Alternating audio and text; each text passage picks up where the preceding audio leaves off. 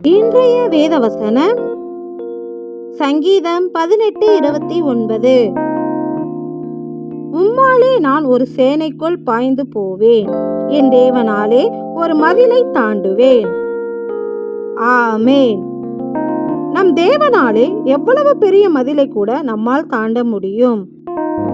இஸ்ரவேல் ஜனங்கள் கானான் தேசத்திற்கு செல்லும் போது அவர்களுக்கு தடையாய் இருந்த மிக பெரிய மதிலாகிய எரிகோ மதிலை தேவன் இஸ்ரவேல் ஜனங்கள் முழங்கிய துதியின் சத்தத்தாலே விழும்படி கிருபை செய்தார்.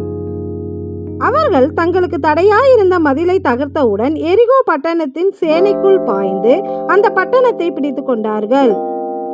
இப்படி இஸ்ரவேலர்கள் நம் தேவனுடைய பலனாலே எரிகோ மதிலை தாண்டி அந்த பட்டணத்தை பிடித்தார்கள். நாமும் நம்முடைய வாழ்க்கையில் ஏற்படும் எரிகோ மதில் போன்ற தடைகளையும் நம் தேவனுடைய பலனை கொண்டு தாண்ட முடியும். அன்றியும் ஒரு சேனை போல எழும்பும் பிரச்சனையில் இருந்தும் அவருடைய பலனினால் தப்பலாம். எனவே நாம் நம் தேவனுடைய பலனை மட்டும் நாடுவோம். உம்முடைய பலனாலே எங்கள் வாழ்க்கையில் மதில் போன்ற தடைகளை தாண்டவும் சேனை போல எழும் பிரச்சனைகளை வெல்லவும் எங்களுக்கு கிருபை செய்யும் தேவனே, உமக்கு நன்றி செலுத்துகிறோம். நன்றி.